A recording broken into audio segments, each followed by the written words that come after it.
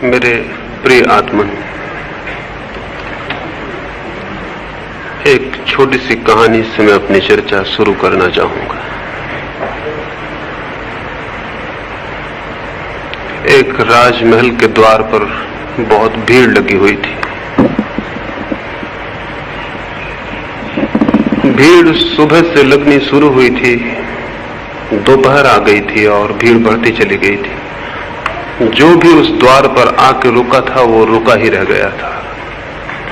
वहां कोई बड़ी अभूतपूर्व घटना घट गई थी और जिसको भी राजधानी में खबर लगी वो भागा हुआ महल की तरफ चला आ रहा था। सांझ भी आ गई, करीब करीब सारी राजधानी महल के द्वार पर इकट्ठी हो गई थी। लाखों लोग इकट्ठे थे। उस द्वार पर सुबह सुबह एक भिक्षु आया था और उस भिक्षु ने राजा से कहा था, मुझे कुछ भिक्षा मिल सकेगी? राजा ने कहा था, कोई कमी नहीं है, तुम जो चाहो मांग लो। उस भिखारी ने एक बड़ी अजीब शर्त रखी। उसने कहा कि मैं भिक्षा तभी लेता हूं जब मुझे ये आश्वासन मिल जाए, ये वचन मिल जाए कि मेरा पूरा भिक्षा पात्र भर दिया जाएगा। मैं अधूरा भिक्षा पात्र लेकर नहीं जाऊंगा। तो यदि ये वचन देते हो कि मेरा पूरा भिक्षा पात्र भर देंगे तो मैं भिक्षा लूं, अन्यथा मैं किसी और द्वार पे चला जाऊं। ऐसा शर्त वाला भिखारी कभी देखा नहीं गया था और ये शर्त कोई इतनी बड़ी भी न थी कि राजा के द्वार से उसे लौटना पड़े। राजा हंसा और उसने कहा, तुमने मुझे क्या समझ रखा है? क्या मैं तुम्हारे इस छोटे से भिक्षा पात्र को न भर सकूंगा? शायद तुम सोचते हो कि मैं धान्य में कुछ कम हूं और एक भिखारी का भिक्षा पात्र भी न भर सकूंगा। उसने अपने वजीरों को कहा कि जाओ और अन्न के दानों से नहीं बल्कि हीरे मोतियों से इसके भिक्षा पात्र को भर दो। उसने कहा, शर्त मुझे स्वीकार है। राजा हंसा था ये कहकर, लेकिन भिखारी भी हंसा और उसने कहा, एक बार फिर सोच ले, क्योंकि न मालूम कितने लोगों ने ये शर्त स्वीकार की और वो इसे पूरा नहीं कर पाए। राजा ने कहा, कैसे पागलपन की बातें करते हो? वजीर से कहा, समय मत खो, जाओ और उसके भिक्षा पात्र को बहुमूल्य पत्थरों से भर दो। वजीर बहुत से हीरे मोती लेकर आया। उस राजा के पास कोई कमी न थी हीरे मोतियों की, अकूत उसके खजाने थे और उस भिखारी के भिक्षा पात्र में डाले, लेकिन डालते ही भूल पता चल गई। भिक्षा पात्र में डाले गए मोती हीरे कहीं खो गए और पात्र खाली का खाली रहा।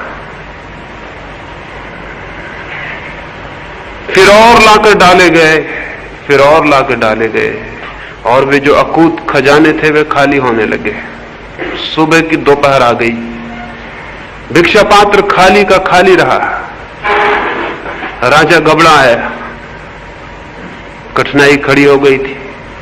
वचन दिया था लेकिन न मालूम कैसा था ये भिक्षा पात्र। सांझ हो गई, राजा भी अड़ा हुआ था कि भर देगा उसे, लेकिन राजा भी छोटा पड़ गया। भिक्षा पात्र बहुत बड़ा था, वो नहीं भरा और सांझ आखिर राजा को उस भिक्षु के पैरों पर गिर जाना पड़ा और माफी मांग लेनी पड़ी। उसने कहा, मुझे माफ कर दें, भूल हो गई, लेकिन मैं ये पूछना चाहता हूं और ये उत्तर मिल जाएगा तो मैं समझूंगा कि मैं माफ कर दिया गया। ये भिक्षा पात्र क्या है? ये कोई जादू है? ये क्या है रहस्य? ये क्या है मिस्ट्री? छोटा सा पात्र है और भरता नहीं है और मेरे खजाने खाली हो गए। उस भिक्षु ने जो कहा, उसने कहा, न तो कोई जादू है और न कोई रहस्य है। मैं एक मरघट से निकलता था, एक आदमी की खोपड़ी पड़ी मिल गई, उससे ही मैंने ये भिक्षा पात्र बना लिया और मैं खुद ही हैरान हो गया, ये भरता नहीं है। सच्ची बात यह है, आदमी की खोपड़ी कभी भी भरी नहीं है। उस राजमहल के द्वार पर यह जो घटना घटी थी, कोई रहस्य नहीं है इसमें, कोई मिस्ट्री नहीं है। हम सब जानते हैं कि हमारी खोपड़ी भरती नहीं है। मनुष्य का मन कुछ ऐसा बना है कि भरता नहीं, और मनुष्य को मन के भरने की जो दौड़ है वही संसार है। और इस सत्य को जान लेना कि मनुष्य का मन भरता नहीं, धर्म की शुरुआत है, धर्म का प्रारंभ है। धर्म से मेरा कोई संबंध हिंदू और मुसलमान और ईसाई और जैन से नहीं है। ये धर्म है भी नहीं। अगर ये धर्म होते तो दुनिया धार्मिक हो गई होती। कोई हिंदू है, कोई मुसलमान है, कोई जैन है, और इस होने की वजह से ही वो धार्मिक नहीं है। धार्मिक होना कुछ बात ही और है। धार्मिक होना एक आंतरिक क्रांति है, एक रेवोल्यूशन है जो चित्त में घटित हो जाती है। उसका कोई एफिलिएशन से, कोई ऑर्गेनाइजेशन से, कोई संगठन, किसी मंदिर और चर्च से कोई वास्ता नहीं है। धर्म का संबंध है मनुष्य के मन से। अगर कोई मंदिर है तो मनुष्य का मन है, और अगर कहीं कोई सत्य और परमात्मा है तो वहीं खोजा जाना है। जो किन्हीं और मंदिरों में खोजते हैं वे भटक जाते हैं, क्योंकि वे सब मंदिर बाहर होंगे, और बाहर के मंदिर और बाहर के मकानों में कोई फर्क नहीं। भीतर है कोई, और वो भीतर जो मंदिर है उसकी खोज उसी दिन शुरू होती है जिस दिन ये भ्रम टूट जाता है कि इस मन को भरने की दौड़ व्यर्थ है। ये दिखाई पड़ जाता है।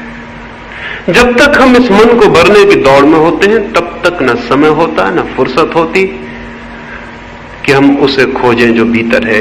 क्योंकि मन की इस दौड़ को भरने के लिए हमें बाहर दौड़ना पड़ता है। भीतर जाने का अवकाश नहीं मिलता, समय नहीं मिलता, सुविधा नहीं मिलती। मन को भरना है तो बाहर दौड़ना पड़ता है, और परमात्मा को जानना है तो भीतर। जो बाहर दौड़ रहा है वो भीतर नहीं देख पाए, इसमें कोई आश्चर्य नहीं। हम सब बाहर दौड़ रहे हैं, और हम सबका आज तक का भी अनुभव वही है जो उस राजमहल पे उस राजा को हुआ था। हम में से कौन कितना भर गया है? और क्या ये सीधा सा तर्क और सीधा सा अनुमान नहीं कि आज तक हम दौड़े हैं और भरे नहीं, तो कल भी हम दौड़ेंगे तो भर कैसे जाएंगे? आज तक हम सब दौड़े हैं और खाली हैं, लेकिन कल की आशा दौड़ाए चली जाती है कि कल भर जाएं शायद, और दौड़े कल शायद वो फुलफिलमेंट मिल जाए, वो पूर्णता मिल जाए जिसकी तलाश और खोज है। लेकिन जो दौड़ता है बाहर वो उसे कभी ना पा सकेगा। शायद मनुष्य के निर्माण के समय ही कोई बात हो गई जिसकी वजह से ये नहीं हो सकता। मैंने एक बड़ी काल्पनिक कथा सुनी है। मैंने सुना है कि परमात्मा ने आदमी को बनाया, और ये आपको पता है आदमी को बनाने के बाद उसने फिर कुछ भी नहीं बनाया। आदमी को बना के वो घबरा गया होगा और उसने बनाने का अपना सारा काम बंद कर दिया होगा, और आदमी से शायद वो डर गया होगा। उसकी आशा न थी कि ऐसा आदमी बन जाएगा, और शायद पुरानी कथा है, वो इतना डर गया अपने ही बनाए हुए आदमी से कि उसने देवताओं से पूछा कि आज नहीं कल ये आदमी मुझे परेशान करने लगेगा। मुझे कोई छिपने की जगह बता दो जहां मैं छिप जाऊं और ये आदमी मुझे न खोज सके। तो अलग अलग सुझाव आए, बड़े प्रस्ताव आए। किसी ने कहा दूर हिमालय में पहाड़ों में छिप जाओ। परमात्मा हंसा और उसने कहा जो आदमी है हिमालय इसके लिए बहुत दूर नहीं है, ये वहां पहुंच जाएगा। किसी ने कहा चांद तारों में छिप जाओ। परमात्मा ने कहा थोड़ी बहुत देर छिपे रह सकते हैं, लेकिन यह आदमी जैसा मैंने बना लिया है ये वहां पहुंच ही जाएगा। फिर किसी ने उससे कहा, फिर एक ही रास्ता है, इसी आदमी के भीतर छिप जाओ। परमात्मा राजी हो गया। ये सुझाव उचित और बड़ी समझदारी का था, क्योंकि आदमी और सब जगह ढूंढेगा, शायद ही उसे ख्याल आए कि उसके भीतर भी ढूंढने को कुछ है। कहानी तो काल्पनिक है, लेकिन बात बड़ी सच है। आदमी ढूंढता है बाहर, और जिसे पाना है वो है उसके भीतर। इसलिए जितनी खोज बढ़ती है उतना ही खोता चला जाता है। उल्टा ही होता है, खोज होती है ज्यादा और पाता है कि खो गया हूं। सिकंदर हिंदुस्तान की तरफ आता था। रास्ते में उसे एक फकीर मिला, डायोजनीस। बड़ी खबर थी उस फकीर की, बड़ा अनूठा वो आदमी था। एक छोर पर सिकंदर था तो दूसरे छोर पर वो था। सिकंदर ने राह से चलते वक्त सोचा कि मिलता चलूं डायोजनीस को भी, बड़ी खबर सुनी है इस आदमी की। नंग धड़ंग नंगा ही वो रहता था, एक छोटे से टीन के पोंगरे में पड़ा रहता था। टीन का एक गोल पोंगरा था, उसे धक्के दे के किसी भी दूसरे गांव में ले जाना आसान था। वो उसमें ही सोता, उसमें ही रहता। वो दोनों तरफ से खुला था, कोई द्वार दरवाजे न थे। सिकंदर ने खबर भेजी, खबर पहुंचाई कि जाके कह दो कि महान सिकंदर मिलने आता है। डायोजनीस अपने उस पोंगरे के बाहर सुबह की धूप लेता था, सर्दी के दिन थे। वो हंसने लगा और उसने कहा, जाओ कह देना सिकंदर को, जो खुद को महान समझता है उससे छोटा दूसरा आदमी नहीं। वे सिपाही बोले, बड़ी भूल की बात कह रहे हो। इसका एक ही नतीजा हो सकता है कि गर्दन तुम्हारे सिर से अलग कर दी जाए। डायोजनीस ने कहा, जाओ और कह देना। बड़ी कठिन है ये बात, क्योंकि जिस गर्दन को मेरी कोई अलग कर सकता है उसे बहुत देर पहले मैं खुद ही अलग कर चुका हूं। कह दो सिकंदर से, बहुत मुश्किल है ये बात, तलवार काम नहीं कर सकेगी, क्योंकि जिस शरीर को वो समाप्त करेगा मैं जान चुका हूं कि वो मैं नहीं। खबर ये सिकंदर को कर दी गई होगी। सिकंदर आया और उसने डायोजनीस से कहा, बहुत खुश हूं तुम्हारी बातों से, तुम्हारी हिम्मत और साहस से। तुम अकेले आदमी हो जिसने सिकंदर को जवाब दिया है, इससे मैं खुश हूं। डायोजनीस ने कहा, लेकिन मैं बहुत दुखी हूं। तुम्हें देखकर मेरे मन में बड़ी दया आती, बहुत दुख होता। तुम पागल हो। सिकंदर ने पूछा, क्या है मेरा पागलपन? डायोजनीस ने कहा, महीनों से देखता हूं फौजें चली जा रही हैं, क्या इरादे हैं, क्या करना चाहते हो?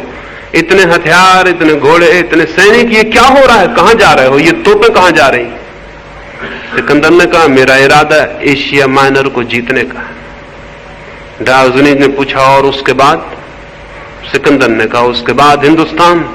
और डायोजनीस ने पूछा, उसके बाद? सिकंदर ने कहा, पूरी दुनिया। और डायोजनीस ने पूछा, उसके बाद? सिकंदर ने कहा, फिर मैं विश्राम करूंगा, आनंद से विश्राम करूंगा। डायोजनीस बोला, बड़े पागल हो, इसलिए मैंने कहा मैं अभी विश्राम कर रहा हूं, आ जाओ और विश्राम करो, इतनी दौड़ की क्या जरूरत है? अगर अंत में विश्राम ही करना है तो इतनी दौड़ की क्या जरूरत है? और अगर अंत में अपने पर ही लौटना है तो इतनी सारी दुनिया के भ्रमण करने की क्या जरूरत है? कहते हो आखिर में अपने पर लौट आऊंगा, अपने घर और विश्राम करूंगा, तो इतनी दौड़, नाहक समय खो रहे हो। इतनी देर और विश्राम कर ले सकते हो। और फिर मेरे झोपड़े में 2 किलाए काफी जगह है, आ जाओ। जैसा मैं विश्राम कर रहा हूं तुम भी करो। सिकंदर ने कहा कि बात तो तुम्हारी ठीक मालूम पड़ती है, लेकिन मैं अब आधी यात्रा पर निकल आया, अब 20 से लौटना उचित नहीं। डायोजनीस बोला, तुम्हें पता है आज तक किसी आदमी की यात्रा पूरी नहीं हुई, हर आदमी को बीच यात्रा से लौट जाना पड़ता है, और तुम भी बीच यात्रा से लौट जाओगे। स्मरण रखना, वो क्षण नहीं आएगा जब तुम विश्राम कर सको, क्योंकि वो चित्त तुम्हारा नहीं है जो विश्राम और आनंद को जान ले, और तुम बीच में ही टूट जाओगे, समाप्त हो जाओगे। यात्रा तो नहीं होगी पूरी, तुम पूरे हो जाओगे। और यही हुआ। सिकंदर भारत से वापस लौटते वक्त घर तक नहीं पहुंच पाया, बीच में समाप्त हो गए। फिर तो बड़ी अजीब एक और घटना घटी, और वो ये कि जिस दिन सिकंदर की मृत्यु हुई, संयोग की बात उसी दिन डायोजनीस की भी मृत्यु हुई। और सारे यूनान में एक कहानी प्रचलित हो गई कि मरने के बाद दोनों बैतरणी पर मिल गए स्वर्ग में। जब वो बैतरणी पार करते थे, नदी पार करते थे स्वर्ग के प्रवेश के लिए, तो वहां उनका मिलना हो गया। वो एक ही दिन मरे थे, सिकंदर थोड़ी देर पहले मरा था और डायोजनीस थोड़ी देर बाद। सिकंदर आगे था, डायोजनीस पीछे था। पैरों की आवाज सुन के और किसी के हंसने की आवाज सुन के सिकंदर को ख्याल आया, यह हंसी तो पहचानी हुई मालूम पड़ती। लौट के उसने देखा, हैरान होगा, वही फकीर था। और तब सिकंदर बहुत डर आया। उसकी कल्पना न थी कि इस आदमी से फिर मिलना हो जाएगा। उसकी घोषणा सच साबित हुई थी, यात्रा अधूरी समाप्त हो गई थी। और सिकंदर ने दुनिया तो जीत ली थी, लेकिन विश्राम नहीं कर पाया था। शायद डायोजनीस इसलिए हंस रहा था, लेकिन अपनी झेप और अपनी हीनता मिटाने को सिकंदर ने जोर से खुद भी हंसा और चिल्ला के कहा कि बड़ी खुशी की बात है डायोजनीस, हम दोनों का फिर मिलना हो गया। एक बादशाह का एक फकीर से फिर से मिलना हो गया। डायोजनीस और जोर से हंसने लगा और उसने कहा, तुम ठीक ही कहते हो, एक बादशाह का एक फकीर से मिलना, लेकिन थोड़ी भूल करते हो कि कौन बादशाह है कौन फकीर है। बादशाह पीछे है और फकीर आगे है। मैं सब कुछ पाके लौट रहा हूं, तुम सब कुछ खो के लौट रहे हो, फिर कौन है बादशाह इसमें? एक ऐसी संपदा है मनुष्य के भीतर कि उसे पाए बिना न कभी कोई पूर्ति, पूर्णता, न कोई आनंद को उपलब्ध होता है। एक ऐसा सत्य है मनुष्य के भीतर, एक ऐसा राज्य, एक ऐसा साम्राज्य, एक ऐसा सौंदर्य, एक ऐसा आनंद और आलोक कि उसे पाए बिना हर आदमी दरिद्र है, दीनहीन है, दुखी और पीड़ित है। फिर चाहे वो बाहर की दुनिया में कुछ भी पाले, अगर भीतर के जगत में उसने कुछ नहीं पाया तो उसकी सारी संपदा का मूल्य 2 कौड़ी से ज्यादा नहीं। और वो संपत्ति केवल प्रतीत होती है कि है, क्योंकि जो संपत्ति छीन सकती है वो संपत्ति नहीं है, केवल विपत्ति है। और जो संपत्ति नहीं छीनी जा सकती वही संपत्ति है। क्या कोई ऐसी संपत्ति है मनुष्य के भीतर? क्या कोई ऐसा सत्य है? क्या कोई ऐसा लोक है मनुष्य की चेतना में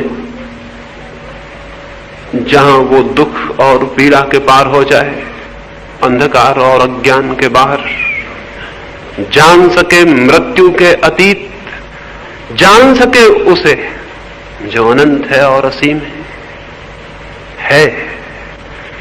मनुष्य के भीतर है, सबके भीतर है, लेकिन होना काफी नहीं है, उस पर आंख पड़नी चाहिए, उसका दर्शन होना चाहिए। अगर मेरे घर में खजाने भी गड़े हों और मुझे पता ना हो तो मैं भिखारी की तरह भटकूंगा, रोऊंगा, गिड़गिड़ाऊंगा, दूसरों के द्वारों पर भीख मांगूंगा। मेरे घर में गड़े हुए खजाने किसी अर्थ के ना होंगे, वे अर्थवान हो सकते हैं तभी जब मैं उन्हें जान लूं, पहचान लूं। एक बहुत बड़े महानगर में एक भिक्षु मर गया था। वो जिस जमीन पर 30 वर्षों से भीख मांगता रहा बैठकर, जहां उसने अपने गंदे चीथड़े फैला रखे थे और 30 वर्षों की गंदगी फैला रखी थी, वो मर गया तो पड़ोस के लोगों ने उसकी लाश को तो फेंकवा दिया। और चूंकि उस भिखारी ने 30 वर्षों तक गंदगी की थी उस जमीन पर, उन्होंने सोचा ऐसे थोड़ा खोद के इसकी जमीन साफ करवाते। वे हैरान रह गए, जहां उन्होंने खोदा वहां खजाने गड़े थे और वो भिखारी उन्हीं के ऊपर बैठकर जीवन भर भिक्षा का पात्र फैलाए बैठा रहा और भीख मांगता रहा था। क्या अर्थ था उस खजाने का जो नीचे गड़ा था? कोई भी नहीं, वो न होने के बराबर था। वो भिखारी और हम में बहुत भेद नहीं। जिस जमीन पर हम खड़े हैं वहीं बहुत कुछ गड़ा है, जहां हम हैं वहां बहुत कुछ है। ऐसे खजाने हैं जिन्हें पाके आदमी परम आनंद को उपलब्ध हो जाता है। ऐसा सौंदर्य है, ऐसा सत्य है, ऐसा संगीत है कि जिससे डूबकर जीवन का अर्थ उपलब्ध हो जाता है। लेकिन उस तरफ आंख उठनी चाहिए। उसके होने से कोई फर्क नहीं पड़ता, वो दिखाई पड़ना चाहिए। अगर वो दिखाई नहीं पड़ता तो हम तो भीख मांगे चले जाएंगे, और हम भीख मांगते ही समाप्त भी हो सकते हैं। लेकिन उस तरफ आंख तभी उठ सकती है जब बाहर की तरफ से आंख का धोखा टूट जाए। उसके पहले उसकी तरफ आंख नहीं उठ सकती। कौन सी चीज है जो रोके हुए है उस तरफ आंख उठने से? कौन सी बात है जो अटकाए हुए? एक बात, और केवल एक ही बात, और वो ये कि शायद ये आशा कि बाहर मैं कुछ पालूं, संपत्ति, शक्ति, पद, वैभव, कुछ पालूं बाहर तो तृप्ति हो जाएगी मेरी। ये आशा और ये भ्रम भीतर आंख नहीं उठने देता। 24 घंटे आंख अटकी रहती है कहीं बाहर। फिर ये आंख बाहर भटकते भटकते परेशान हो जाती है, थक जाती है, बुढ़ापा आ जाता है। तो हम देखते हैं बूढ़े आदमियों को मंदिरों में जाते, सन्यासियों की बातें सुनते हैं, शास्त्र पढ़ते हैं। थक जाती है आंख, बाहर से ऊब जाती है, परेशान हो जाती है। तो फिर हम सोचते हैं अब धर्म की शरण, क्योंकि मौत आती है करीब और वो जीवन तो हमने गंवा दिया। लेकिन तब भी हम बाहर ही खोजते हैं। जीवन भर की गलत आदत पीछा नहीं छोड़ती। तब भी हम किसी मंदिर में खोजते हैं जो बाहर है, और किसी गुरु के चरणों में खोजते हैं वो भी बाहर है, और किसी शास्त्र में खोजते हैं वो भी बाहर है। और हिमालय पर चले जाएं और सन्यासी हो जाएं, वो सब होना बाहर है। वो जीवन भर की जो गलत आदत थी बाहर खोजने की, यद्यपि ये दिखाई पड़ गया कि बाहर नहीं मिलता, लेकिन फिर भी धर्म के नाम पर भी हम बाहर ही खोजते हैं। पहला भ्रम टूट जाता है तो दूसरा भ्रम उसकी जगह खड़ा हो जाता है। सवाल ये नहीं है कि बाहर आप धन खोजते हैं। अगर आप धर्म भी बाहर खोजते हैं तो बात वही है, कोई फर्क ना हुआ। सवाल ये नहीं है कि बाहर आप शक्ति खोजते हैं, पद खोजते हैं, राज्य खोजते हैं। अगर ईश्वर को भी बाहर खोजते हैं कोई फर्क ना हुआ, बात वही की वही है। जो बाहर खोजता है उसकी आंख भीतर नहीं पहुंच पाती, फिर चाहे बाहर वो कुछ भी खोजता हो। एक सन्यासी मोक्ष खोज रहा है कि मरने के बाद मोक्ष चला जाएगा, बाहर खोज रहा है। एक आदमी परमात्मा को खोज रहा है, जगह जगह बाहर खोज रहा है। बाहर की खोज संसार है, फिर चाहे वो खोज किसी भी चीज की क्यों न हो। भीतर की खोज धर्म है। भीतर क्या खोजेंगे? भीतर का तो हमें कोई पता ही नहीं, खोजेंगे क्या? ईश्वर को खोजेंगे, धन को खोजेंगे, क्या खोजेंगे भीतर? भीतर तो अननोन है, अज्ञात है, क्या खोजेंगे? भीतर का हमें कोई पता नहीं, इसलिए हम क्या खोजेंगे?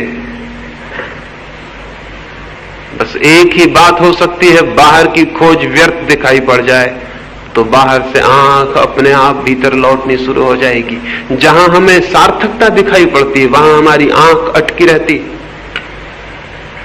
वही हमारी आंख लगी रहती है जहां हमें अर्थ दिखाई पड़ता है, मीनिंग दिखाई पड़ता है। अगर वो मीनिंग दिखाई पड़ना बंद हो जाए कि वहां नहीं है अर्थ, आंख बदल जाएगी, फौरन बदल जाएगी। जहां हमें दिखाई पड़ता है कि अर्थ है वहीं हम बंधे रह जाते हैं। एक रात एक जंगल में दो साधु निकलते थे।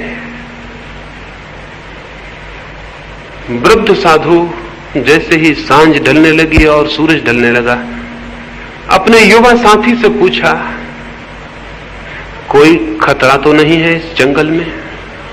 कोई डर तो नहीं? वो युवा सन्यासी हैरान हुआ। आज तक ऐसी बात उसके वृद्ध गुरु ने कभी ना पूछी थी। अंधेरे से अंधेरे, बीहड़ से बीहड़, निबिड़ से निबिड़ जंगलों में से वे निकले थे, लेकिन कभी उसने न पूछा था कि कोई भय तो नहीं, कोई फियर तो नहीं, कोई डर तो नहीं। सन्यासी को डर कैसा? वो थोड़ा चिंतित हुआ, आज ये बात क्यों उठाई है मन में? क्या हो गया है? आज कुछ गड़बड़ जरूर है, कोई फर्क जरूर है। थोड़ी देर बाद वे कुएं के पास रुके, हाथ मुंह धो लेने को। सूरज ढल गया था। वृद्ध ने अपनी झोली युवा को दी और कहा, जरा संभाल के रखना, मैं हाथ मुंह धो लूं। तब उस युवक को ख्याल आया, झोली में जरूर कुछ होना चाहिए, शायद कुछ है झोली में, उसी का भय है। उसने झोली में हाथ डाला, देखा एक सोने की ईंट। उसने उस ईंट को तो फेंक दिया जंगल के रास्ते के किनारे, उतने ही वजन का एक पत्थर झोली के भीतर रख दिया। फिर यात्रा फिर शुरू हो गई। गुरु आ गया, उसने जल्दी से अपनी झोली ले ली और फिर चलने लगे। थोड़ी ही देर बाद फिर गुरु ने कहा, जंगल में कोई डर तो नहीं? रात घनी होती जाती, रास्ता तुम्हारा परिचित है, भटक तो ना जाएंगे? जल्दी ही गांव आ जाएगा या नहीं? नहीं, जल्दी ही गांव आ जाएगा या नहीं? उस युवक ने कहा, भयभीत न हो, अब कोई भय नहीं, मैं भय को पीछे फेंक आया हूं। उसने घबरा के झोली में हाथ डाला, वहां तो एक पत्थर का टुकड़ा रखा था। वो वृद्ध हंसने लगा और उसने कहा, कितने आश्चर्य की बात है, मुझे ख्याल था कि सोने की ईंट ही रखी है, तो मैं संभाले चला जा रहा था, बार बार टटोल के देख लेता था, मुझे क्या पता कि भीतर पत्थर। पत्थर उसने फेंक दिया और वो बोला कि अब चलने की कोई जरूरत नहीं, अब यहीं सो जाएं, अब गांव फिर सुबह उठ के चलेंगे। उस ईंट में अर्थ था तो मन वहां बंधा था। अब ईंट पत्थर हो गई तो रात वहीं सो गए वे। फिर कोई भय ना था, फिर कोई चिंता ना थी, फिर कोई विचार ना था। फिर वो झूला एक तरफ पड़ा रहा और वो पत्थर भी एक तरफ पड़ा रहा। जहां हमारा अर्थ है, चाहे उसमें अर्थ हो या न हो, जहां हमें अर्थ का बोध है, जहां हमारे चित्त को लगता है कि वहां अर्थ है, वहां हम बंधे रह जाते हैं। बाहर जो जगत है उसमें लगता है अर्थ है, इसलिए बंधन है। बाहर का जगत नहीं बांधता है किसी को, वो घर नहीं बांधता जिसमें आप रहते हैं, वो पत्नी और बच्चे नहीं बांधते जो आपके पास है, कोई नहीं बांधता आपको, आपके अर्थ का बोध बांधता है। आपको लगता है कि वहां अर्थ है तो चित्त बंध जाता है, अटक जाता है, उलझ जाता है। फिर कुछ ना समझें कि इस बाहर के जगत को छोड़ के भागते हैं, पत्नी को छोड़ के, बच्चे को छोड़ के, घर द्वार छोड़ के जंगल की तरफ भागते हैं। जो भागता है वो भी मानता है कि अर्थ वहां था, नहीं तो भागने का कोई कारण नहीं। जिसके पीछे हम भागते हैं उसमें भी अर्थ है और जिससे हम भागते हैं उसमें भी अर्थ है। अगर अर्थ ना हो तो उससे भागने का कोई कारण भी तो नहीं। दो तरह के लोग हैं जमीन में, एक तो वे जो बाहर की चीजों के पीछे भागते हैं और एक वे जो बाहर की चीजों से डर के भागते हैं। लेकिन दोनों एक बात में सहमत हैं कि बाहर की चीज में अर्थ है। ये दोनों ही व्यक्ति धार्मिक नहीं, ये गृहस्थ धार्मिक नहीं जो घर में रह रहा है, और वो सन्यासी धार्मिक नहीं जो घर छोड़ के भागता है। इन दोनों का जहां तक इस बात का संबंध है कि बाहर अर्थ है, ये दोनों सहमत और राजी हैं। ये एक ही आदमी की दो शक्लें हैं, ये एक ही आदमी के दो पहलू हैं। ये एक ही दृष्टि के दो रूप हैं, ये भिन्न दृष्टि नहीं है। भिन्न दृष्टि तो उसकी है जिसे बाहर अर्थ दिखाई पड़ना बंद हो जाता है, तो न तो वो बाहर की चीजों के पीछे भागता है और न उनसे डर के भागता है। उसका भागना, उसका दौड़ना बंद हो जाता है। न तो वो धन के पीछे भागता है और न धन को छोड़ के भागता है। एक बहुत बड़े सन्यासी के पास में था, लोगों ने कहा उनके सामने अगर कोई रुपए पैसे ले जाए तो वो आंख बंद कर लेते। तो मैंने कहा फिर रुपए पैसों से उनका लगाव जारी है, उनका संबंध कायम है, रुपए पैसों पर उनकी नजर है। नहीं तो आंख बंद करने का क्या कारण है? कौन सी वजह? अगर कोई आदमी स्त्री को देख के आंख बंद कर लेता हो, समझ लें उसकी आंख स्त्री पर है। नहीं तो आंख बंद करने की क्या वजह है? भागने की क्या वजह है? डरने की क्या वजह है? कोई स्त्री से थोड़ी डरता है, कोई स्त्री पुरुष से थोड़ी डरती है अपने भीतर छिपे हुए भाव से, डरता है व्यक्ति अपने भीतर छिपी हुई कामना से। वो वहां मौजूद है इसलिए डर है, इसलिए आंख बंद करते हैं। और आंख बंद करने से वो मिटेगा जो आंख के भीतर है। आंख बंद करने से उसका क्या संबंध? कोई भी संबंध नहीं। आंख खुली हो या बंद हो, जो भीतर है वो भीतर है। तो हम धन के पीछे भागें कि धन छोड़ के भागें, हम राज्य को पकड़ें या राज्य को छोड़ें, दोनों हालत में हम वही हैं, कोई फर्क नहीं है। सन्यास के भ्रम ने, इस बात के भ्रम ने कि जो बाहर को छोड़ के भागता है वो धार्मिक है, जमीन पर धर्म को नहीं आने दिया। ये बात बिल्कुल ही भ्रामक है। ये वही आदमी है जो चीजों के पीछे भाग रहा था, ये वही आदमी है, बिल्कुल वही जो चीजों को छोड़ के भाग रहा है। इसके भीतर कोई भी क्रांति नहीं हो गई है। एक गांव में एक वृद्ध दंपति था, पति था और पत्नी थी, और दोनों न तो भीख मांगते और न ही कोई बड़ा व्यवसाय करते थे। लकड़ियां काट लाते थे जंगल से, बेच देते। जो पैसा आ जाता संध्या तक, जो थोड़ा रूखा सूखा खाने को मिल जाता खा लेते, और जो बच जाता वो संध्या बांट देते। रात्रि फिर दरिद्र होकर सो जाते, सुबह फिर वही लकड़ी काट लाते। एक दिन वर्षा थी, दूसरे दिन भी वर्षा और तीसरे दिन भी अचानक वर्षा आ गई थी। 3-4 दिन उन्हें भूखे ही रह जाना पड़ा, और चौथे दिन जब सूरज निकला और धूप निकली तो वे जंगल गए। 4 दिन के भूखे, बूढ़े, कमजोर, बामुश्किल उन्होंने लकड़ियां काटी और उन लकड़ियों को काट के उनकी मौलियां बना के लौटे। पति आगे था, पत्नी थोड़े पीछे थी। रास्ते पर देखा उसने कि एक थैली पड़ी है, कुछ असरफियां बाहर पड़ी हैं सोने की, कुछ थैली के भीतर है। उसके मन को ख्याल आया, पति को ख्याल आया, मैंने तो स्वर्ण को जीत लिया, मैंने तो धन पर विजय पा ली, मैंने तो त्याग कर दिया है पूरा। लेकिन पत्नी का क्या भरोसा? पतियों को कभी भी पत्नियों पर कोई भरोसा नहीं है, उसको भी नहीं था।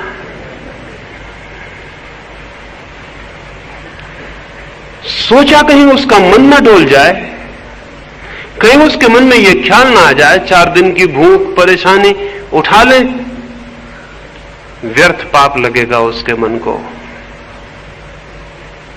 कमजोर होती हैं स्त्रियां, सोचा ऐसा उसने।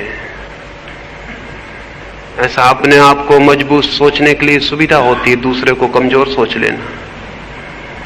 तो उसने जल्दी से उस असरफी और थैली को गड्ढे में सरका के मिट्टी डाल दी।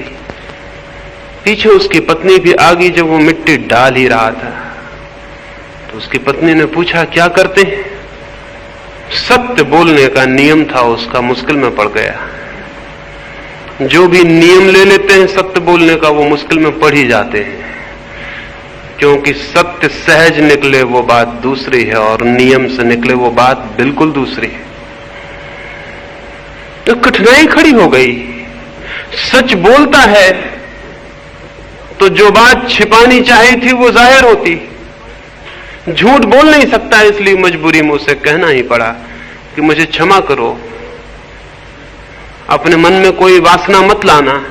बहुत बहुमूल्य असरफियों वाली थैली यहां पड़ी थी, सोने की असरफियां थी। मैंने सोचा मैंने तो स्वर्ण पर विजय पाली, लेकिन तुम्हारा मन कहीं डोल ना जाए, इसलिए मैं उन्होंने हटा के मिट्टी से ढक दिया ताकि तुम देख ना पाओ। वो पत्नी हंसने लगी और उसने कहा, तुम्हें सोना अभी दिखाई पड़ता है और तुम्हें मिट्टी पर मिट्टी डालते हुए शर्म भी नहीं आती? ये जो पति है ये वही का वही है, इसने सोना छोड़ा है, लेकिन सोने से इसका अर्थ नहीं गया। इसे अभी सोना मिट्टी नहीं हुआ, सोना ही है। छोड़ा है इसने, लेकिन छोड़ने से सोना मिट्टी थोड़ी हो जाता है। जानने से, छोड़ने से नहीं, जागने से, छोड़ने से नहीं, बोध के जगने से सोना जरूर मिट्टी हो जाता है। और सोना मिट्टी हो जाए तो न तो उसे पकड़ने की दौड़ रह जाती है और न छोड़ने की। सोना अपनी जगह रह जाता है, हम अपनी जगह रह जाते हैं। उससे हमारा नाता टूट जाता है।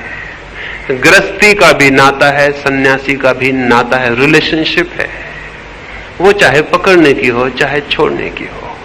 धार्मिक आदमी वो है बाहर के जगत से जिसका अर्थ विलीन हो गया और रिलेशनशिप टूट गई, संबंध टूट गया। ये तो बोध, अवेयरनेस।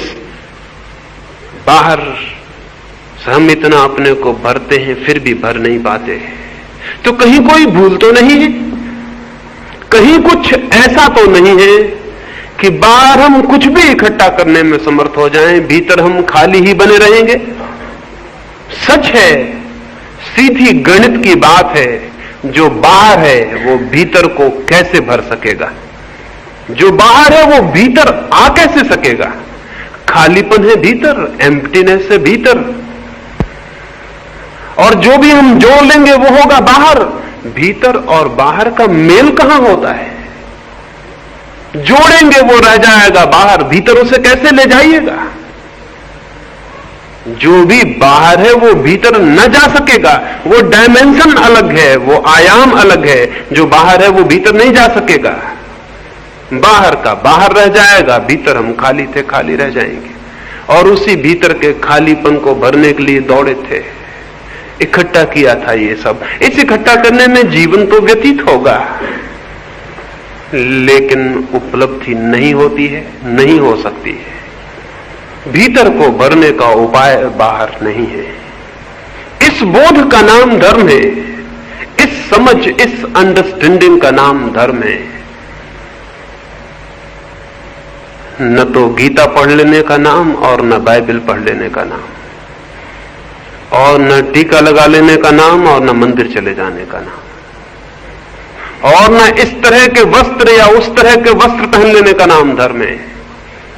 ये सब धोखे की बातें हैं जिनमें हम धार्मिक होने का मजा ले लेते हैं बिना धार्मिक हुए। सस्ते उपाय हमने खोज लिए हैं धार्मिक होने के भी, सस्ते 2-2 पैसे के उपाय। एक आदमी 4 पैसे की माला खरीद लाए और उस पर अंगुलियां फेराता रहे तो वो धार्मिक हो जाता है। इस भांति सेल्फ डिसेप्शन, खुद को हम धोखा दे लेते हैं कि धार्मिक हो गए। धार्मिक होना एक आमूल क्रांति है, और वो क्रांति इस बात से संबंधित है कि बाहर के जीवन में अर्थ नहीं है, ये दिखाई पड़ जाए। ये कैसे दिखाई पड़ेगा? किस मार्ग से ये दिखाई पड़ जाएगा कि बाहर के जीवन में अर्थ नहीं? ऑब्जर्वेशन से, निरीक्षण से। बाहर के जीवन को और स्वयं को थोड़ा निरीक्षण करें, थोड़ा देखें, निंदा ना करें, निंदा ना करें कि बाहर का जीवन पाप है और बुरा है, छोड़ना है इसे। जो निंदा करता है उसे अर्थ दिखाई पड़ रहा है, निंदा ना करें। कंडेमनेशन का कोई मतलब नहीं है। बाहर की दुनिया की निंदा ना करें कि यह पाप है और बुरा है।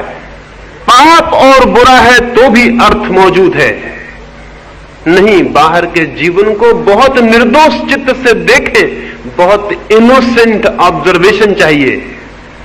देखें आंख खोल के, ये बाहर की जिंदगी है, क्या है ये, और इतना मैं दौड़ूं और इतना इकट्ठा कर लूं, क्या होगा, क्या हो रहा है दूसरों को। अमेरिका का एक अरबपति कार्नेगी मरा तो उसके पास 4 अरब रुपए थे मरते वक्त, लेकिन बहुत उदास और दुखी था। उसकी जीवन कथा लिखने वाले लेखक ने उससे पूछा, आप तो तृप्त होंगे, अपने ही जीवन में अकेले अपने श्रम से 4 अरब रुपए आपने खड़े किए। कार्नेगी ने कहा, तृप्त? मेरे इरादे 10 अरब रुपए इकट्ठे करने के थे। मैं एक असफल आदमी हूं। क्या आप सोचते हैं कार्नेगी को 10 अरब रुपए मिल जाते तो सफल आदमी हो जाता? हम जानते हैं जिनको 10 अरब मिलते हैं वो भी सफल नहीं मानते अपने को, क्योंकि यदि वो सफल मानने तो आगे की दौड़ बंद कर दें। लेकिन नहीं, 10 अरब के बाद भी दौड़ जारी रहती है। सफलता नहीं आई, नहीं तो दौड़ बंद हो जाती, सफलता आती तो दौड़ रुक जाती। कभी किसी की दौड़ रुकते देखी है? 10 अरब मिल जाते कार्नेगी को तो उसे पता भी नहीं चलता कि उसके सपने 100 अरब के कब हो गए। चुपचाप अंधेरे में सपने आगे बढ़ जाते हैं। जितना हम पा लेते हैं उससे बहुत आगे हमारे सपने खड़े हो जाते हैं। आकाश के क्षितिज की भांति, होरिजन की भांति दिखता है कि जमीन को छू रहा है, यही पास, यही सूरत के बाहर जमीन को छू रहा है आकाश चारों तरफ से। बढ़े थोड़ा तो पाएंगे वो आकाश भी हटता चला जा रहा है, सूरत बहुत पीछे छूट जाएगा और आकाश को जमीन छूने की जो रेखा है वो उतनी ही दूर रहेगी जितने तब थी जब हम नहीं चले थे। कितना ही चल लें वो उतनी ही दूर रहेगी। असल में आकाश जमीन को कहीं छूता ही नहीं, नहीं तो फासला पूरा हो सकता था। चित्त की जो क्षितिज रेखा है आकांक्षा की, आशा की, वो भी कहीं पूर्ति को छूती नहीं, नहीं तो पूरी हो सकती थी। बच्चों की एक छोटी कथा है। अलाइस नाम की लड़की परियों के देश में पहुंच गई थी। जब वो परियों के देश में पहुंची, जमीन से चलते चलते बहुत थक गई थी। आकाश में पहुंच गई तो बहुत थकी हुई थी। जमीन से चलना, छोटी बच्ची, भूख प्यास लगाई थी उसे। वहां जाके उसने देखा शीतल ठंडी हवाएं बहती हैं, बड़ी सुंदर जगह है, पर भूख उसे जोर से लगी है। चारों तरफ आंखें दौड़ाई, देखा थोड़ी ही दूर पर, जरा से फासले पर, 100 कदमों की दूरी पर परियों की रानी खड़ी है। उसके हाथ में फलों के, मिठाइयों के थाल है और वो रानी उसे बुला रही है कि अलाइस आ, वो उसे इशारा कर रही। अलाइस ने दौड़ना शुरू किया। सुबह थी तब सूरज निकल रहा था। वो भागी, 100 ही कदम का फासला था, 2 क्षण का फासला था, लेकिन भागी सूरज ऊपर चढ़ने लगा और वो घबरा गई। वो भागती जा रही है, रुक के देखती जाती है, फासला उतना ही है, डिस्टेंस उतना ही। वो रानी अब भी खड़ी है दरख्त के नीचे, हाथ में उसके फलों के थाल, और वो इशारा करती है आओ। उसकी आवाज सुनाई पड़ती है कि आ जाओ अलाइस। वो फिर भागती है, सूरज ऊपर आ गया, धूप कड़ी हो गई, वो थक गई, पसीने से भर गई। उसने रुक के खड़े होकर चिल्ला के पूछा ये क्या मामला है? सुबह से दोपहर हो गई दौड़ते दौड़ते, फासला छोटा मालूम पड़ता है, लेकिन मैं दौड़ती चली जा रही हूं और तुम उतने ही दूर हो जितनी दूर थी। उस रानी ने कहा ये मत सोचो, जो सोते हैं, जो सोचते हैं वो मुश्किल में पड़ जाते हैं, दौड़ो। सोचने वाला मुश्किल में पड़ जाता है, उसने कहा दौड़ो। दौड़ने वाला पहुंचता है, सोचने वाला मुश्किल में पड़ जाता है। उसको भूख लगी थी, वो फिर दौड़ने लगी। सूरज ढलने को आ गया, सांझ हो गई। वो अलाइस थक के गिर पड़ी। फासला उतना का उतना था। उसने चिल्ला के पूछा, रानी ये कैसी दुनिया है तुम्हारी? सुबह से सांझ हो गई मेरे दौड़ते दौड़ते, ये रास्ता कहीं ले जाता नहीं, तुम तक पहुंचाता नहीं, फासला उतना है और अब तो अंधेरा भी उतरने लगा। उस रानी ने कहा, पागल लड़की, तुझे शायद पता नहीं, दुनिया में कोई रास्ता किसी को कहीं नहीं पहुंचाता। सुबह जन्म के सूरज के साथ आदमी जहां अपने को पाता है, मृत्यु की संध्या वहीं पाता है, फासले उतने ही रहते हैं।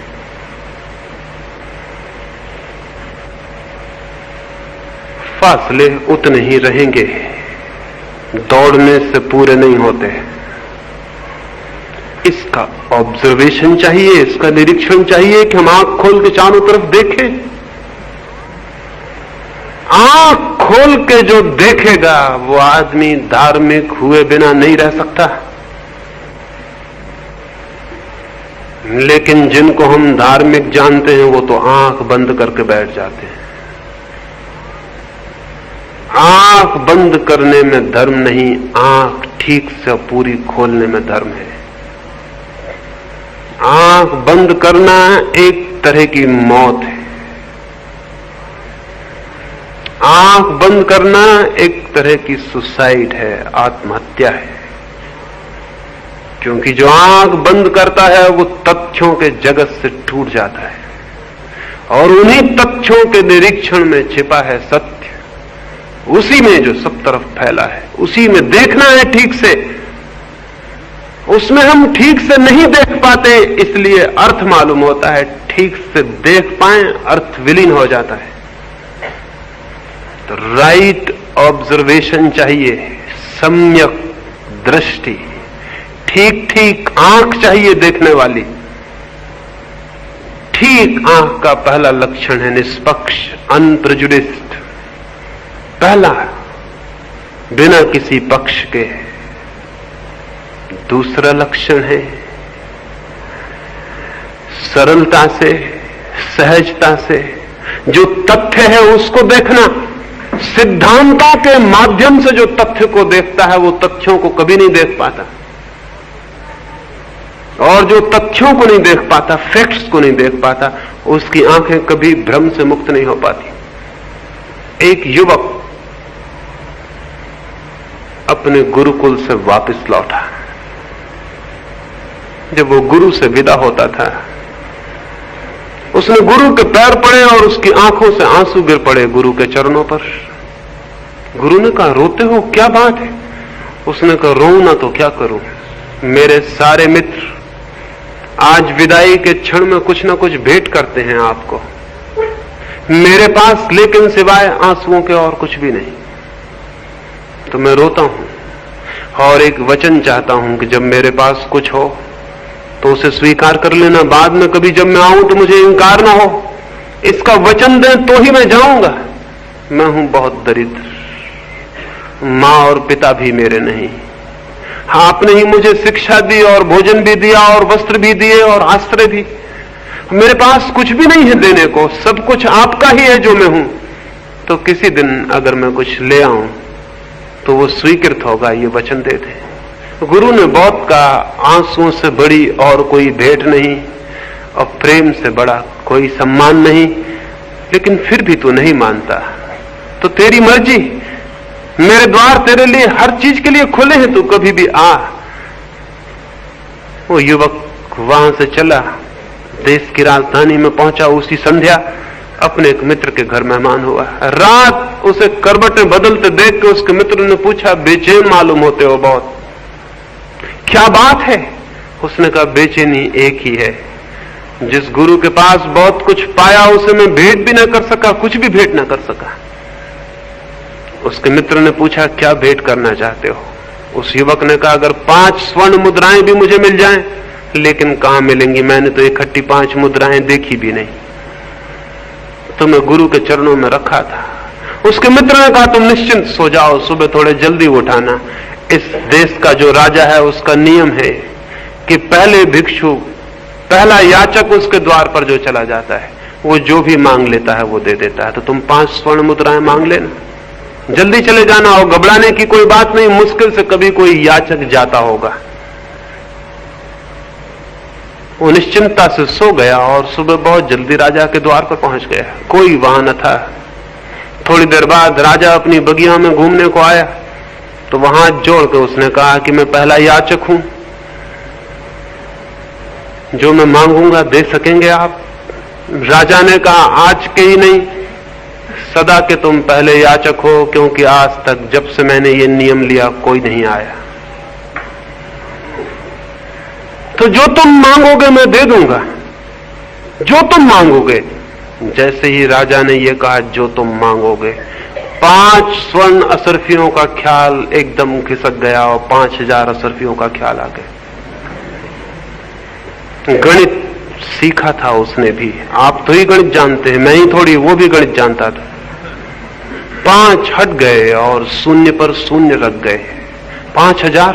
उसने सोचा जब राजा कहता है जो मांगोगे, तो पागल हूं मैं जो 5 मांगू, 5000 क्यों नहीं? और फिर उसे लगा पागल हूं मैं जो 5000 ही मांगू, 5 लाख क्यों नहीं? या कि 5 करोड़, या कि 5 अरब, या कि खरब। और फिर बहुत ही शीघ्र क्षणों में संख्याएं लंबी हो गईं और अंतिम संख्या आ गई जो उसे मालूम थी। और तब उसका हृदय धक से रह गया कि मैंने और गणित क्यों न सीख लिया। राजा सामने ही खड़ा था। उसने कहा प्रतीत होता है तुम निश्चय करके नहीं आए, तो तुम निश्चय कर लो, मैं बगिया का एक चक्कर लगाऊं। युवक को राहत मिली। उसने कहा बड़ी कृपा है आपकी, मैं थोड़ा सोच लूं। लेकिन सोचने का तो अंतिम सीमा आ गई थी, संख्याएं चुप गई थी। क्या सोचे, क्या करे? और बहुत पीड़ा मालूम होने लगी। राजा के पदचाप सुनाई पड़ने लगे। वो वापस लौटता है, उसके पदचाप बढ़ते चले जाते हैं और वो घबराया जा रहा है और मरा जा रहा है। 5 स्वर्ण असरफियां बहुत पहले छूट गई। गुरु बहुत न मालूम कहां खो गया। देने लेने की बात ना रही, भेंट का कोई सवाल ना था। सवाल था एक, राजा कहता है जो मांगोगे दे दूंगा। तो पीड़ा मन को सताने लगी। इस बात की खुशी नहीं कि बहुत कुछ मिल जाएगा, इस बात का दुख कि पता नहीं कितना पीछे छूट जाएगा। मांग तो लूंगा ये, लेकिन पता नहीं कितना पीछे छूट जाएगा और ये अवसर जीवन में दोबारा आए ना आए। और डर है कि ना आएगा, क्योंकि राजा इस भेंट को दे के सचेत हो जाएगा और शायद वापस ले ले अपने नियम को। सोचा होगा एक गरीब सा लड़का है, 10-50 रुपए मांगेगा, कोई स्कॉलरशिप की बात कहेगा या कुछ और। राजा करीब आने लगा, तभी उसके सारे प्राण जैसे इकट्ठे हो गए और उसे ख्याल आया मैं गलती में हूं, संख्या छोड़ दूं, मैं सीधा मांग लूं कि जो कुछ तुम्हारे पास है सब मुझे दे दो। संख्या की उलझन गड़बड़ है, पीछे पछतावा होगा। सब दे दो जो तुम्हारे पास है, हां 2 वस्त्र छोड़ दूं, जो वो पहने हैं पहने चला जाए। बाहर निकल जाओ 2 वस्त्र पहने हुए, दया है मेरी कि 2 वस्त्र छोड़ता हूं। ऐसे मन तो छोड़ने का नहीं होता, 2 वस्त्र भी कौन छोड़ना चाहता है। राजा सामने आया तो वो निर्णित था। उसने कहा फिर से कह दें कि जो मैं मांगूंगा देंगे। राजा ने कहा मैंने, तुम चिंता क्यों करते हो, बोलो। उस युवक ने कहा तब जो आप वस्त्र पहने हैं उन्हें पहने बाहर निकल जाएं, और जो आपका है सब मेरा हुआ। सोचा था राजा घबराएगा, पता नहीं हृदय का दौरा आ जाए, हार्ट अटैक हो जाए या क्या हो जाए। लेकिन राजा घबराया नहीं, बात उल्टी हो गई, घबराया युवक ही। क्योंकि राजा ने आकाश की तरफ हाथ जोड़े और कहा हे परमात्मा, जिस आदमी की मैं प्रतीक्षा करता था वो आ गया। और राजा ने कहा मेरे बेटे, 2 वस्त्र छोड़ने में तुझे बहुत कष्ट होगा, वो भी मैं छोड़े जाता हूं। मैं नग्न ही इस द्वार के बाहर निकल जाता हूं, जिसमें कि कभी तुझे पछतावा ना हो और मेरे प्रति क्रोध ना आए। छोड़ना बहुत कठिन होता है, राजा ने कहा। 2 वस्त्र भी छोड़ना बहुत कठिन होता है, और तेरी उम्र में बहुत कठिन है। मैं ये वस्त्र उतारने लगा राजा। युवक बोला ठहरो, एक चक्कर और बगीचे का लगाएं, मैं एक बार और सोच लूं, क्योंकि मैं घबरा आया हूं, मैं अबोध हूं, मेरा कोई अनुभव नहीं। और आपकी छोड़ने की इतनी राजी, इतनी मर्जी, इतनी स्वेच्छा, इतना आनंद, तो मैं डर गया। क्योंकि जो इतना बड़ा राज जितनी खुशी से छोड़ के भगवान को धन्यवाद दे के जाता है, निश्चित ही इस सब में उसने कुछ भी न पाया होगा। तो जब वो अपने जीवन को व्यर्थ कर लिया आपने, और आप बूढ़े हो आए और आपके सारे केस शुभ्र हो गए और आपके चेहरे पे झुर्रियां आ गई और जीवन आपसे विदा हो गया, और आप इस सब के बीच कुछ न पा सके, तो क्षमा करें, अभी मेरे पास जीवन है, मैं वहां खोजूं जहां कुछ मिल सकता है।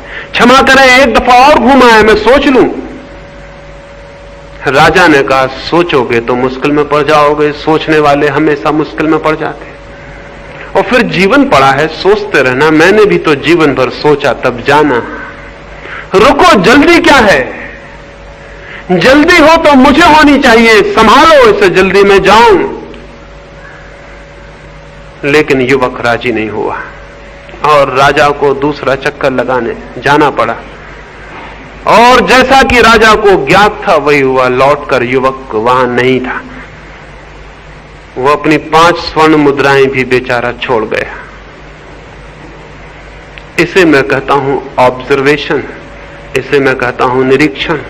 उस युवक ने कुछ देखा, निरीक्षण किया। उसके पास आंख थी, वो राजा के आर पार देख गया, राजा की सारी संपत्ति के आर पार देख गया। उसे दिखाई पड़ गया एक आदमी के लिए जो व्यर्थ हो गया, वो हर एक के लिए व्यर्थ है। आदमी और आदमी में भेद नहीं, मन और मन में अंतर नहीं, और एक आदमी सब आदमी की कथा है।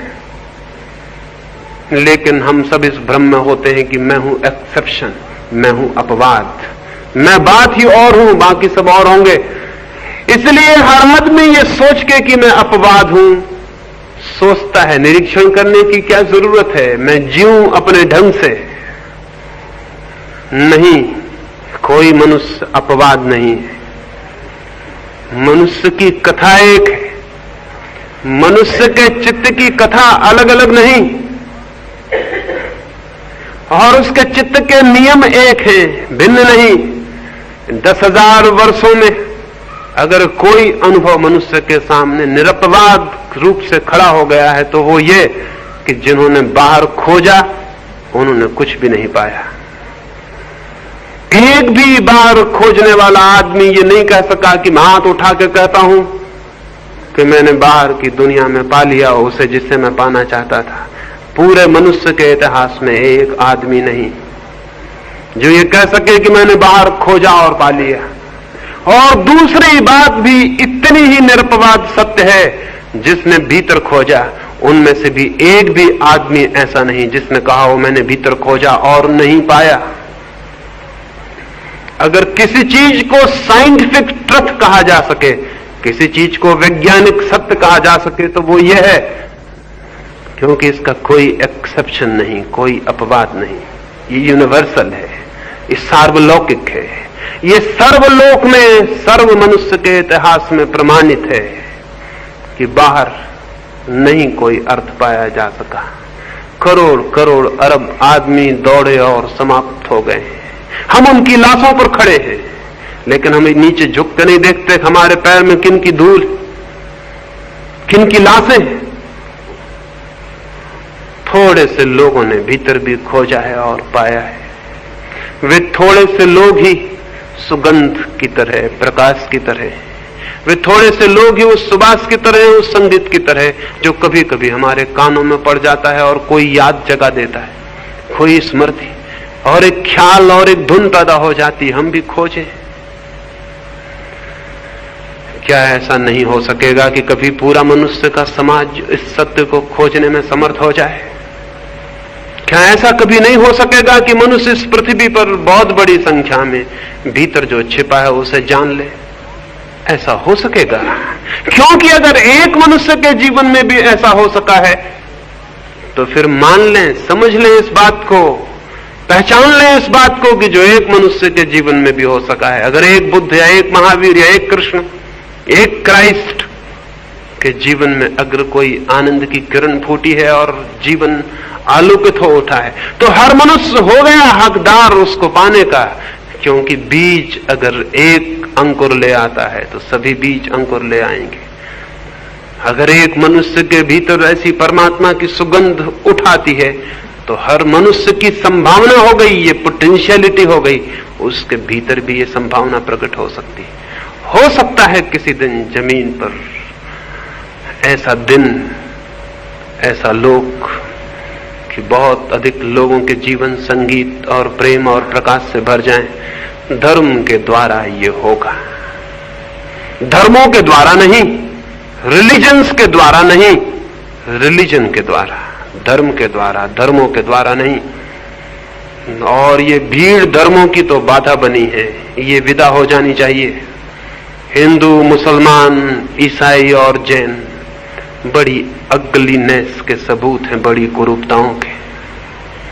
मनुष्य को तोड़ने की दीवारें यही हैं, मनुष्य के बीच के फासले यही हैं। और जो चीज एक मनुष्य को दूसरे मनुष्य से अलग कर देती हो, क्या आप सोच सकते हैं वो मनुष्य को परमात्मा से जोड़ सकेगी?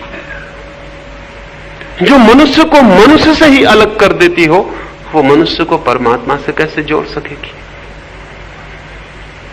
जो तोड़ने वाला है वो धर्म नहीं, लेकिन जो जोड़ दे प्राणों को प्राण से, एक को सबसे, और वो जोड़ तभी पैदा होता है जब आंख भीतर जाती है। जोड़ पैदा नहीं होता, बल्कि आंख भीतर जाते ही पता चलता है कि हम तो जुड़े हैं, संयुक्त हैं, इकट्ठे हैं। एक ही प्राण, एक ही चेतना बहुत बहुत रूपों में प्रकट और अभिव्यक्त है। और जैसे ही आंख भीतर जाती है, ज्ञात होता है न कोई दुख है। दुख था इसलिए कि हम बाहर थे, बाहर होना ही दुख था। न कोई चिंता है, न कोई पीड़ा, और न है मृत्यु। बाहर हम थे इसलिए उसे नहीं देख पाते थे जो भीतर है और अमृत है। इस छोटी सी चर्चा में मैंने एक ही बात आपसे कही, एक ही छोटा सा सूत्र। देखें आंख खोल के जीवन को, निरीक्षण करें तो बाहर की व्यर्थता दिखाई पड़ सकती है, और बाहर की व्यर्थता दिखाई पड़ा है तो भीतर की सार्थकता पर तत्क्षण आंख पहुंच जाती है। और जिसकी भीतर की सार्थकता पर आंख पहुंच गई, वो कोई बाहर की दुनिया को उजाड़ने वाला नहीं बन जाता है, बल्कि वही बाहर की दुनिया के लिए भी आनंद का और सुबास का स्रोत हो जाता है। वो कोई बाहर को दुनिया का मिटाने वाला और उजाड़ने वाला नहीं होता, बल्कि वही आधार बन जाता है बाहर की दुनिया के लिए भी। क्योंकि जब भीतर सुगंध पैदा होती है तो सुगंध बाहर फैलनी शुरू हो जाती है, और जब भीतर आनंद पैदा होता है तो आनंद बाहर बंटना शुरू हो जाता है, और जब भीतर प्रकाश का जन्म होता है तो उसकी किरणें बाहर पहुंचनी शुरू हो जाती है। जो भीतर है फिर वो बाहर बंटने लगता है। इसलिए जो स्वयं को जानता है और जो धर्म में जीता है, वो संसार को उजाड़ता नहीं, बल्कि उसके लिए तो सारा संसार ही परमात्मा हो जाता है।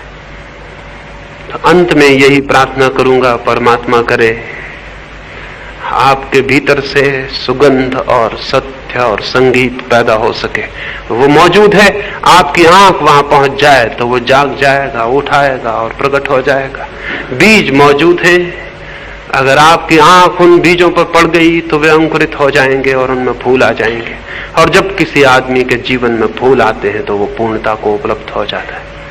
मेरी बातों को इतने प्रेम और शांति से सुना, उससे बहुत बहुत अनुग्रहित हूं। और अंत में सबके भीतर बैठे हुए